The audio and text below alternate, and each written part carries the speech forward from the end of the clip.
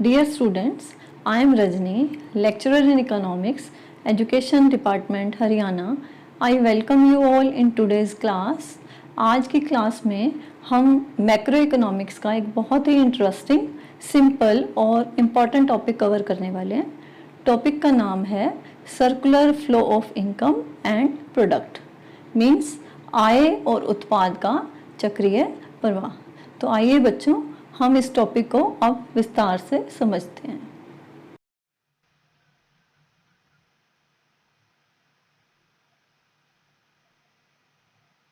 तो आज के लेक्चर का जो लर्निंग ऑब्जेक्टिव है वो रहेगा, सबसे पहले हम करेंगे अर्थव्यवस्था के महत्वपूर्ण क्षेत्रों के बारे में. नेक्स्ट हम समझेंगे कि आय और उत्पाद का चक्रीय प्रवाह क्या होता है और उसके पीछे क्या कारण है. थर्ड लर्निंग ऑब्जेक्टिव रहेगा वास्तविक प्रवाह और मौद्रिक प्रवाह की धारणा को समझना, means real flow and money flow क्या होता है. नेक्स्ट हम करेंगे two sector model of circular flow of income and fifth learning objective रहेगा आय के चक्रीय प्रवाह का तीन क्षेत्रीय model, means three sector model of circular flow of income. तो आज के टॉपिक के अंतर्गत फर्स्ट जो सब टॉपिक है वो है अर्थव्यवस्था के महत्वपूर्ण क्षेत्र, means important sectors of the economy.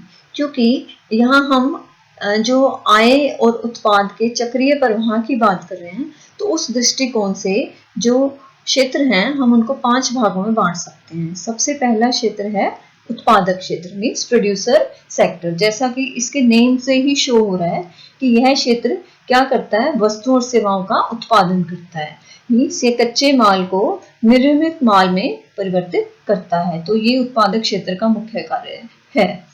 Second होता है हाउस होल्ड सेक्टर, मीन्स गृहस्थ क्षेत्र. तो हाउस होल्ड सेक्टर का मेन काम क्या होगा, ये मुख्य रूप से वस्तुओं और सेवाओं का उपभोग करता है. मीन्स उपभोग करता है तो मीन्स कंजम्पशन एक्सपेंडिचर करेगा ये क्षेत्र. और साथ ही साथ ये जो क्षेत्र है ये साधनों की सेवाएं भी प्रदान करता है. साधन जैसे कि लैंड, लेबर, कैपिटल, एंटरप्रेन्योर, ये सब हमारे साधन होते हैं उत्पादन के. तो ये सब सेवाएं गृहस्थ क्षेत्र से ही प्राप्त होती हैं. थर्ड सेक्टर है सरकारी क्षेत्र. ये भी एक इम्पॉर्टेंट सेक्टर है, गवर्नमेंट सेक्टर.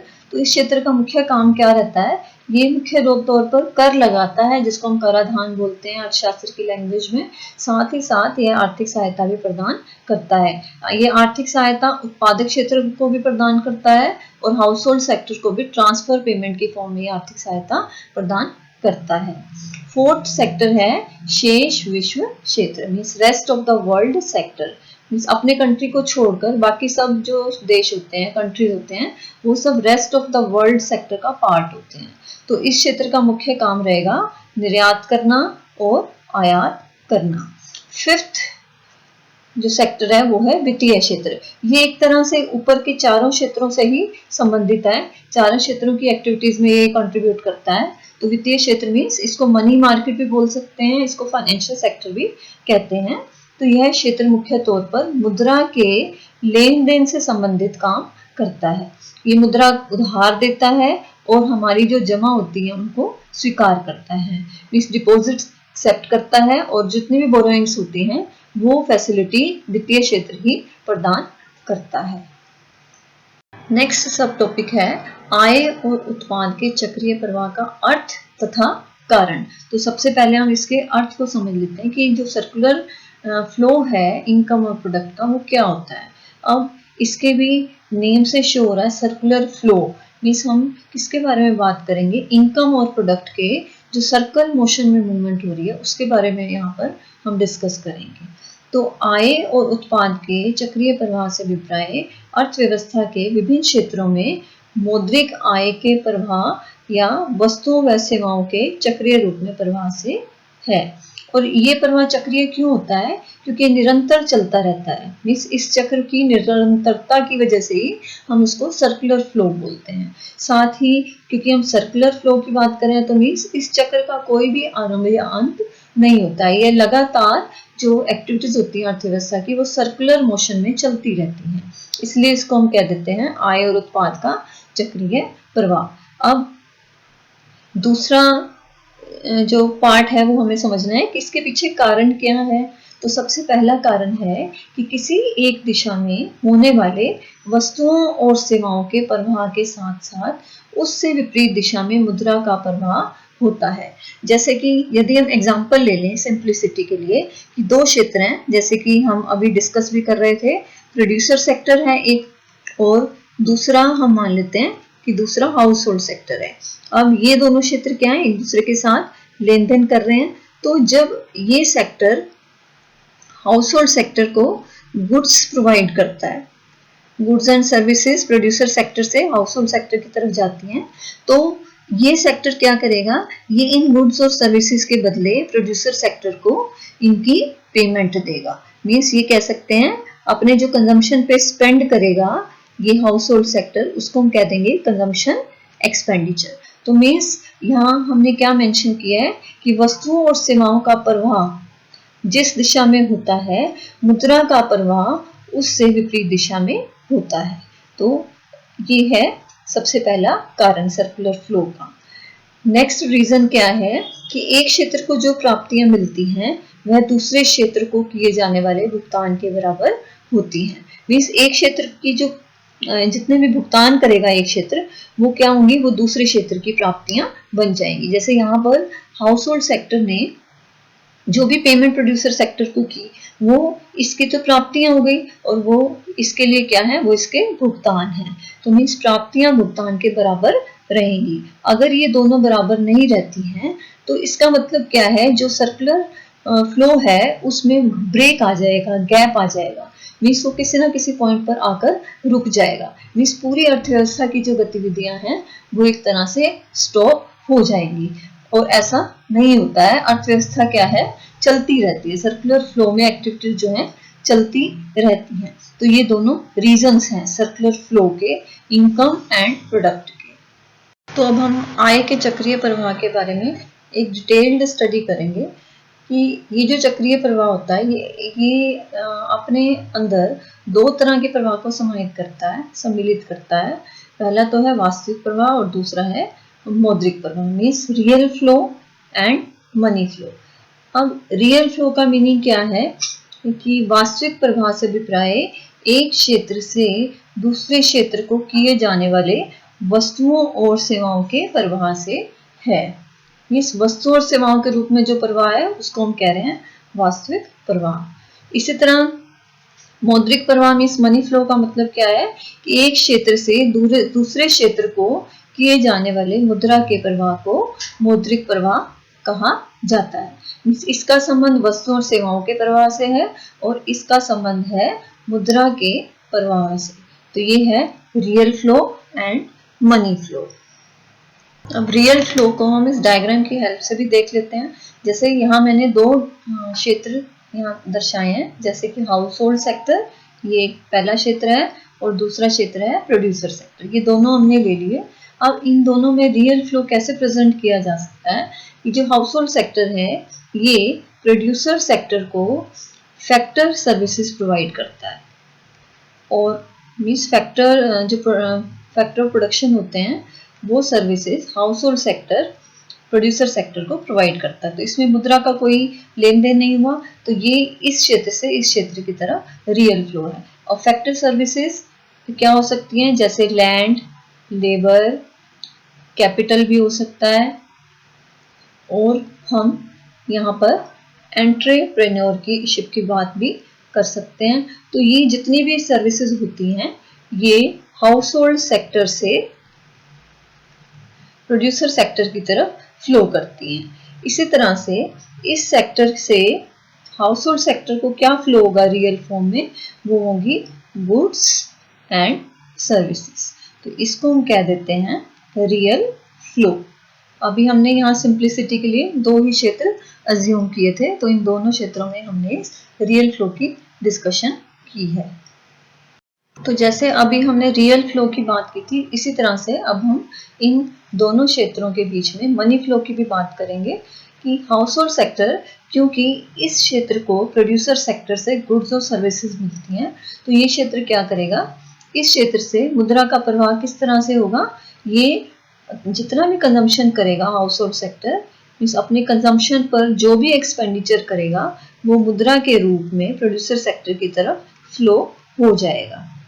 इसी तरह से क्योंकि ये जो क्षेत्र है इस क्षेत्र को फैक्टर सर्विसेज प्रोवाइड करता है, तो इसीलिए producer sector house hold sector को फैक्टर पेमेंट देगा। मीन्स फैक्टर की जितनी भी सर्विसेज प्रोड्यूसर सेक्टर ने यूज की हैं तो उन सब के लिए factor payment producer sector house hold sector को देगा। और फैक्टर पेमेंट में क्या आ जाता है, जैसे वेजेस, इंटरेस्ट, प्रॉफिट, रेंट, तो ये सब क्या है फैक्टर पेमेंट। क्योंकि यहाँ पर मनी का इंट्रोडक्शन हो गया, मुद्रा का प्रवाह इस क्षेत्र से इस क्षेत्र की तरफ हो रहा है और इस क्षेत्र से इस क्षेत्र की तरफ भी हो रहा है, तो इसको हम क्या कहेंगे, ये कहलाएगा मनी फ्लो। अब नेक्स्ट टॉपिक पर डिस्कशन कर लेते हैं, ये है विभिन्न क्षेत्रों में आय का चक्रीय प्रवाह। हमने 5 क्षेत्र किए थे और उसमें से मैंने आपको यही बताया कि वित्तीय क्षेत्र जो होता है कॉमन क्षेत्र है जो बाकी चारों क्षेत्रों के साथ डीलिंग करता है। तो फिलहाल आज हम जो कर रहे हैं, हम 2 क्षेत्रीय मीन्स 2 सेक्टर मॉडल करेंगे और उससे नेक्स्ट करेंगे 3 सेक्टर मॉडल। तो ये 2 क्षेत्रीय मॉडल क्या होता है, इसके अंतर्गत हम 2 क्षेत्रों के बीच होने वाले चक्रीय प्रवाह का अध्ययन करते हैं। ये 2 क्षेत्र हैं, घरेलू क्षेत्र और उत्पादक क्षेत्र। इस क्षेत्र को फर्म भी बोला जाता है क्योंकि यहाँ वस्तुओं का जो कच्चे माल को निर्मित माल में बदला जाता है, इस वजह से इसको फर्म का क्षेत्र भी बोलते हैं। और इसके अलावा क्या है, 3 क्षेत्रीय मॉडल में क्या होगा, ये क्षेत्र जो है ये आय के चक्रीय प्रवाह का अध्ययन करेगा 3 क्षेत्रों के बीच में। इसमें घरेलू क्षेत्र, उत्पादक क्षेत्र तो शामिल है ही, और तीसरा क्षेत्र ऐड ऑन हो जाएगा सरकारी क्षेत्र, जो अभी हमने समझा भी था कि इस क्षेत्र का मुख्य कार्य क्या रहेगा, कराधान और सब्सिडीज प्रोवाइड करना। ये जो दोनों मॉडल्स हैं 2 सेक्टर मॉडल और 3 सेक्टर मॉडल, इनको हम क्लोज्ड मॉडल भी बोलते हैं, मीन्स बंद अर्थव्यवस्था के मॉडल, क्योंकि इसमें हमने शेष विश्व से संबंधित किसी भी एक्टिविटी को इंक्लूड नहीं किया है। मीन्स एक अर्थव्यवस्था के अंदर जो एक्टिविटीज हैपन हो रही हैं हम यहाँ पर उसी की बात कर रहे हैं, इसीलिए इस मॉडल को हम बंद अर्थव्यवस्था का मॉडल भी कहते हैं।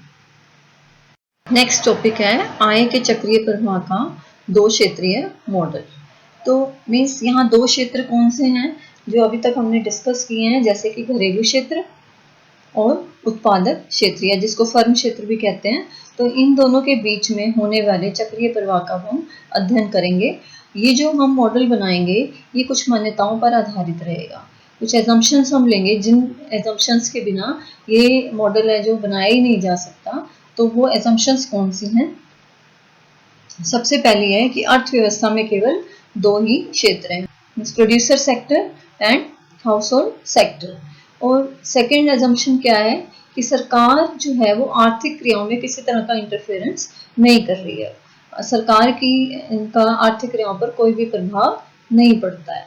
थर्ड है कि अर्थव्यवस्था एक बंद अर्थव्यवस्था है, मीन्स इसका बाकी जो विश्व में बाकी देश हैं उनसे किसी भी तरह का लेन देन नहीं हो रहा है। मीन्स हम यहाँ सिंपली क्या कहना चाह रहे हैं कि ये अर्थव्यवस्था जिसके अभी हम बात कर रहे हैं उसमें आयात और निर्यात नहीं हो रहे हैं, मीन्स शेष विश्व से इस अर्थव्यवस्था का कोई भी संबंध नहीं है। फोर्थ मान्यता है कि घरेलू क्षेत्र अपनी संपूर्ण आय वस्तुओं और सेवाओं पर व्यय करते हैं, मीन्स वो किसी भी तरह की बचत नहीं करते हैं, कोई सेविंग नहीं हो रही है, जो भी कमा रहे हैं घरेलू क्षेत्र के लोग वो क्या है खर्च हो जाता है। तो मीन्स इसको हम इस सिंपल सी एक इक्वेशन से भी शो कर सकते हैं कि उत्पादकों की मौद्रिक प्राप्तियां बराबर होंगी गृहस्थों की आय के और गृहस्थों के उपभोग व्यय के। मीन्स जितनी भी प्राप्ति होगी उत्पादक क्षेत्र की वो क्या बन जाएगी, वो गृहस्थ क्षेत्र की आय बन जाएगी और गृहस्थ क्षेत्र उसको पूरा का पूरा खर्च कर देगा, मीन्स बचत यहाँ पर नहीं हो रही है। यहाँ हमने एक सिंपल सा डायग्राम ड्रॉ किया है, इसमें हमने फर्स्ट वही हाउस होल्ड सेक्टर शो कर दिया और दूसरा हमारे पास है प्रोड्यूसर सेक्टर, क्योंकि ये 2 सेक्टर मॉडल हम डिस्कस कर रहे हैं इसलिए हमने सिर्फ 2 ही क्षेत्रों को यहाँ पर दर्शाया है। और house hold sector producer sector को फैक्टर सर्विसेज प्रोवाइड करता है, जैसा कि हमने डिस्कस भी किया था। तो फैक्टर सर्विसेज का फ्लो किस तरफ होगा, ये जो एरो साइन है ये एरो साइन फ्लो को शो कर रहा है, इस सेक्टर से इस तरफ फ्लो होना फैक्टर सर्विसेज का शो कर रहा है। और हाउस होल्ड सेक्टर को इन सर्विसेज के बदले जो प्रोड्यूसर सेक्टर है वो क्या प्रोवाइड करेगा, वो देगा फैक्टर पेमेंट, जैसे लैंड को रेंट मिलेगा और लेबर को वेजेस मिलेंगी, तो इनको हम क्या बोलते हैं, फैक्टर पेमेंट। फैक्टर सर्विसेज का प्रयोग करने के बदले जो पेमेंट दी जाएगी उसको हम कह रहे हैं फैक्टर पेमेंट। इसी तरह से ये सेक्टर इस सेक्टर को गुड्स एंड सर्विसेज प्रोवाइड करता है, तो उसको हम यहाँ शो कर देते हैं। अब क्योंकि इस क्षेत्र ने इस क्षेत्र को गुड्स एंड सर्विसेज प्रोवाइड किए हैं, तो ये क्षेत्र इन सब गुड्स और सर्विसेज का उपभोग करेगा और उन पे इनका इस क्षेत्र का खर्चा होगा, तो उस खर्च को हम क्या कह रहे हैं, उसको हम नाम दे रहे हैं कंजम्पशन एक्सपेंडिचर, उपभोग व्यय। तो इस एक्सपेंडिचर का जो फ्लो होगा वो हाउस होल्ड सेक्टर से प्रोड्यूसर सेक्टर की तरफ हो जाएगा। अब यहाँ पर ये जो फैक्टर सर्विसेज यहाँ शो की हैं, ये तो क्या है, ये रियल फ्लो को शो करती है, और इसका रेसिप्रोकल विपरीत दिशा में ये क्या है, ये मनी फ्लो फैक्टर पेमेंट। इसी तरह से गुड्स और सर्विसेज इधर से इस सेक्टर से इस सेक्टर की तरफ फ्लो हुई, तो वो क्या है, वो रियल फ्लो है। और इसके ऑपोजिट चलेगा कंजम्पशन एक्सपेंडिचर, वो क्या है, मनी फ्लो। तो इस तरह से टू सेक्टर मॉडल हम डायग्राम की हेल्प से इस चक्रीय फॉर्म में इसको शो कर सकते हैं। एक चक्र की तरह हमने इसको दिखा दिया कि ये जो एक्टिविटीज हैं ये चलती रहेंगी, ये स्टॉप नहीं होंगी। तो मीन्स ये दोनों क्षेत्र क्या हैं, अपनी ज़रूरतों के लिए और सर्विसेज के लिए एक दूसरे पर निर्भर करते हैं। तो अभी हमने जो डायग्राम किया था उसमें हमने क्या माना था कि बचत और निवेश का कोई भी रोल नहीं है, लेकिन यदि हम अर्थव्यवस्था में बचत और निवेश दोनों को शामिल कर लेते हैं, मीन्स यदि हम वित्तीय प्रणाली का भी डिस्कशन साथ में करते हैं, दो क्षेत्रों के बीच में वित्तीय प्रणाली भी अगर ऐड हो जाती है, तो ये मॉडल किस तरह का रहेगा, अब उसको समझ लेते हैं। वित्तीय प्रणाली से क्या अभिप्राय होती है, इसका अभिप्राय है मुद्रा का लेन देन करने वाले वित्तीय मध्यस्थ, जैसे कि बैंक या फिर अन्य वित्तीय संस्थाएं। और परिवार और उत्पादक ये दोनों ही क्षेत्र क्या करते हैं, ये दोनों क्षेत्र बचतें करते हैं, सेविंग्स इन दोनों क्षेत्रों की हेल्प से होती है। तो नेचुरली ये सेविंग कहाँ जाएगी, ये वित्तीय संस्थाओं में जाएगी, मीन्स मुद्रा बाजार और पूंजी बाजार की तरफ इसका फ्लो होगा। और जहां से ये बचते क्या है, ऋणों के रूप में निवेश के लिए उत्पादक क्षेत्र की तरफ और उधार के रूप में परिवार क्षेत्र की तरफ इनका फ्लो रहेगा। मीन्स यदि सेविंग भी इंक्लूड करते हैं तो सेविंग क्या होगा, सेविंग्स को हम डिपॉजिट करते हैं बैंक्स में, वित्तीय संस्थाओं में डिपॉजिट करते हैं, और ये जो सेविंग होती है जो डिपॉजिट के फॉर्म में बैंक के पास चली गई, बैंक क्या करता है, बैंक जो हाउस होल्ड सेक्टर है उसको और जो प्रोड्यूसर सेक्टर है उसको भी, इन दोनों क्षेत्रों को ये डिपॉजिट्स किस फॉर्म में फ्लो कर देता है, बोरोइंग्स की फॉर्म में फ्लो कर देता है। हाउस होल्ड सेक्टर भी बोरोइंग कर सकते हैं, उधार ले सकते हैं, इसी तरह प्रोड्यूसर सेक्टर भी क्या है, इन बोरोइंग्स को लेता है। मीन्स निवेश करने के लिए प्रोड्यूसर सेक्टर भी बैंकों से इन डिपॉजिट्स को लोन की फॉर्म में गेन करता है। तो इस तरह से टू सेक्टर मॉडल में कुछ और ऐड ऑन हो जाता है यदि हम फाइनेंशियल सिस्टम को भी उसमें इंक्लूड कर लेते हैं। अब इसी चीज़ को हम डायग्राम से कर लेते हैं। तो डियर स्टूडेंट्स, मैंने वैसे ही आपको जैसे अभी तक हमने डायग्राम में किए दोनों जो सेक्टर्स हैं वो शो कर दिए, लेकिन साथ में अब money market means financial market को भी हम ऐड कर रहे हैं, सेविंग और इन्वेस्टमेंट इनको भी हम यहाँ पर इंक्लूड कर रहे हैं इस सेक्टर की हेल्प से। तो जैसे हमने टू सेक्टर मॉडल बनाया था, टू सेक्टर मॉडल में हमने अभी ये किया था कि इस क्षेत्र से इस क्षेत्र को फैक्टर सर्विसेज फ्लो होंगी, और इन फैक्टर सर्विसेज के बदले में जो प्रोड्यूसर सेक्टर है वो इस सेक्टर को क्या प्रोवाइड करेगा, फैक्टर पेमेंट। इसी तरह से ये सेक्टर जो है ये प्रोड्यूसर सेक्टर को जो यहाँ से गुड्स एंड सर्विसेज सेक्टर को मिलेंगी, गुड्स एंड सर्विसेज हम यहाँ मेंशन कर देंगे, और इन सर्विसेज और गुड्स के बदले में ये सेक्टर जो भी स्पेंड करेगा जिसको हम कंजम्पशन एक्सपेंडिचर बोलते हैं वो फ्लो करेगा हाउस होल्ड सेक्टर से प्रोड्यूसर सेक्टर की तरफ। तो ये तो टू सेक्टर मॉडल हमने किया था विदाउट फाइनेंशियल सिस्टम।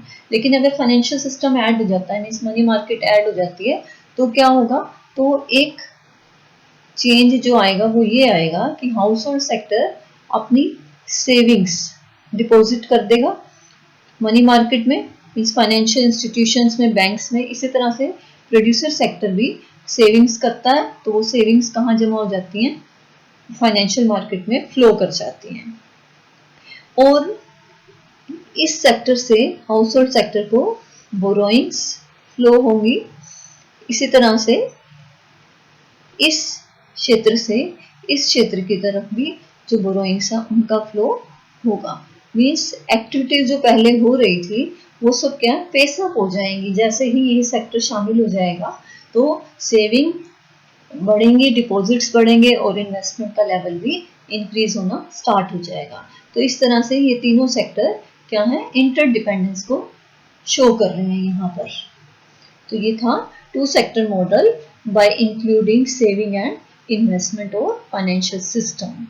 आज का नेक्स्ट टॉपिक है आय के चक्रीय प्रवाह का तीन क्षेत्रीय मॉडल। ये थ्री सेक्टर मॉडल अब हम करेंगे। टू सेक्टर्स कौन से थे, टू सेक्टर्स थे house hold and producer sector. तो इस मॉडल को हम थ्री सेक्टर मॉडल क्यों बोल रहे हैं, क्योंकि हम यहाँ पर उत्पादक क्षेत्र और घरेलू क्षेत्र के साथ साथ सरकार मीन्स गवर्नमेंट को भी ऐड कर देंगे। मीन्स सरकार का भी आर्थिक क्रियाओं में योगदान शो किया जाएगा अब इस मॉडल की मदद से। लेकिन ये भी क्या है, ये भी बंद अर्थव्यवस्था को ही शो करेगा, क्योंकि यहाँ पर भी हम आयात और निर्यात के बारे में डिस्कशन अभी फिलहाल नहीं करेंगे। और गवर्नमेंट, क्योंकि गवर्नमेंट एक बहुत इम्पोर्टेंट सेक्टर है, क्योंकि गवर्नमेंट मेनली हम क्या करते हैं, गवर्नमेंट को जो टैक्सेस होते हैं वो पे करते हैं हम गवर्नमेंट को।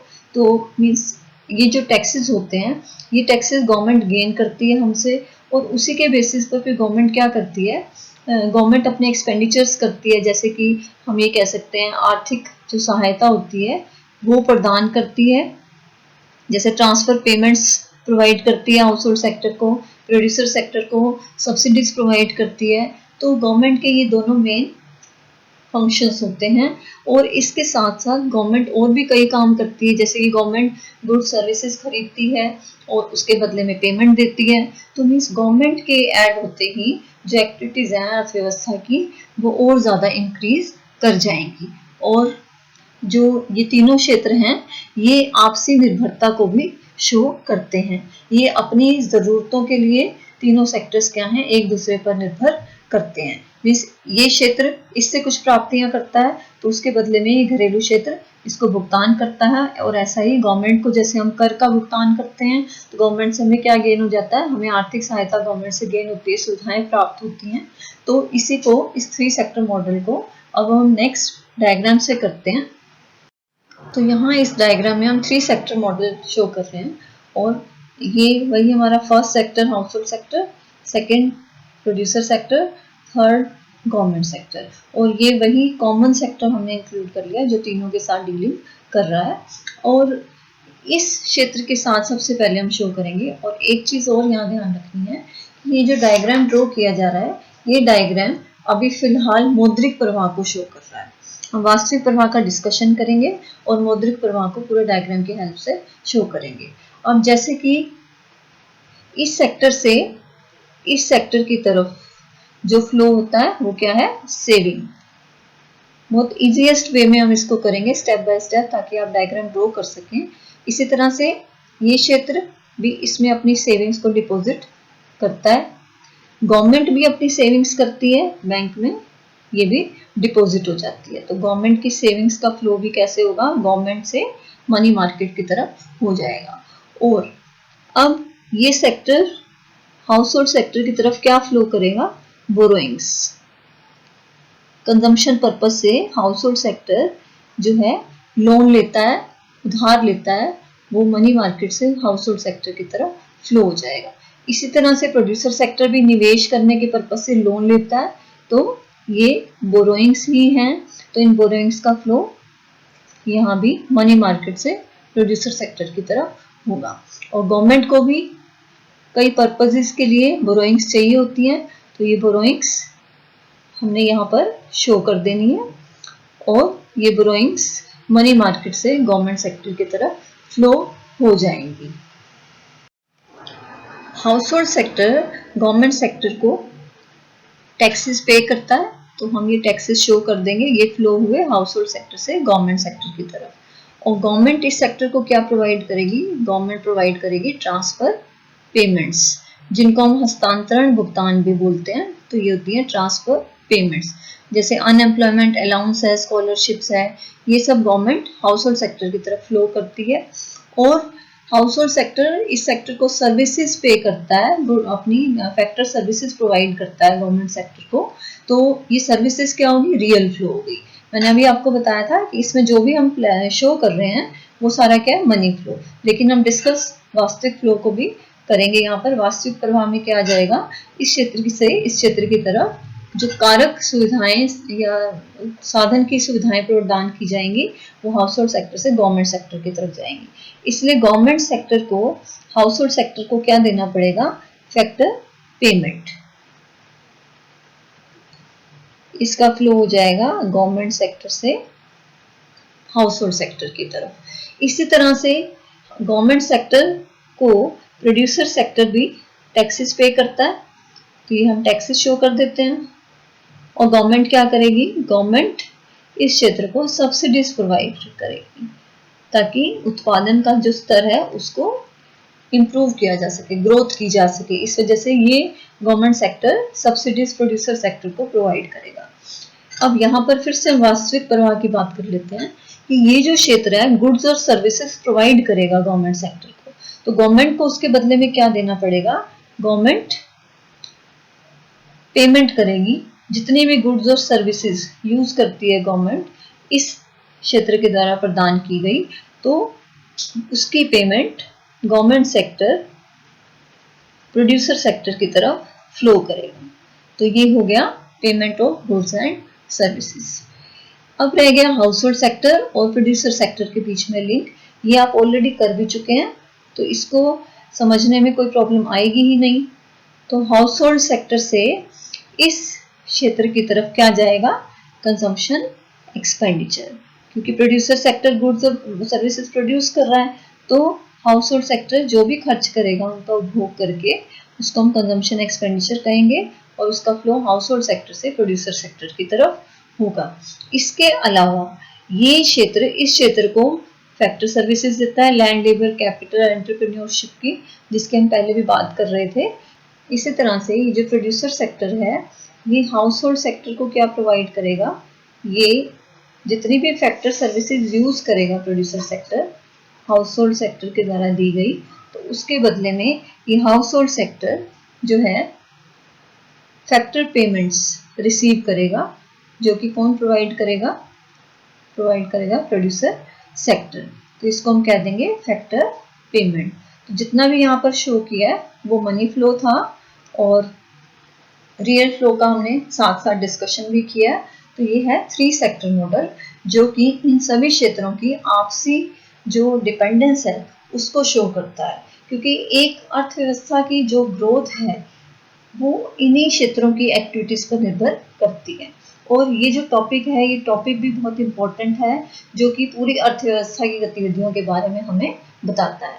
हम ये कह सकते हैं ये टॉपिक इकोनॉमिक्स का एक इसेंस है, एक बेसिक कंसेप्ट है, जो कि हमें इकोनॉमिक स्टूडेंट होने के नाते पता होना चाहिए।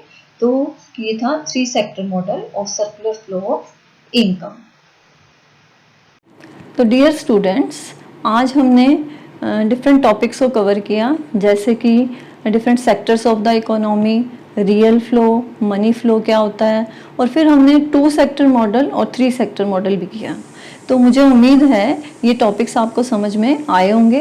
तो इसी आधार पर अब आप अपना गृह कार्य मीन्स होमवर्क भी नोट कर लें। तो डियर स्टूडेंट्स, आज जितने भी टॉपिक्स हमने कवर किए हैं उसके बेसिस पर ये होमवर्क आपको कंप्लीट करना है।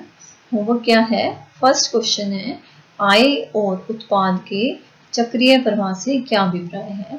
मीन्स यहाँ पर आप चक्रीय प्रवाह का जो मीनिंग हमने किया था उसको मेंशन करेंगे। साथ ही आपको बताना है वास्तविक और मौद्रिक प्रवाह क्या होता है। यहाँ पर भी इन दोनों का मीनिंग बताएंगे और साथ में जो रियल फ्लो और मनी फ्लो का हमने डायग्राम बनाया था उसको शो कर देंगे और एक्सप्लेन कर देंगे। नेक्स्ट जो क्वेश्चन है वो है आय के चक्रीय प्रवाह के दो क्षेत्रीय मॉडल की चित्र सहित व्याख्या कीजिए। यहाँ पर भी आप दो क्षेत्रीय model means 2 sector model define करेंगे, दोनों सेक्टर्स के बारे में बताएंगे और फिर उसको डायग्राम की हेल्प से शो कर देंगे। थर्ड है आय के चक्रीय प्रवाह के 3 क्षेत्रीय मॉडल में 3 सेक्टर मॉडल, उसको डिफाइन करेंगे। तीनों सेक्टर्स किस तरह से आपस में लेन देन करते हैं, डिपेंडेंस उसकी जो है उसको शो करेंगे डायग्राम की हेल्प से और फिर डायग्राम की व्याख्या भी साथ में कर देंगे। तो ये है आज के टॉपिक पर बेस्ड होमवर्क।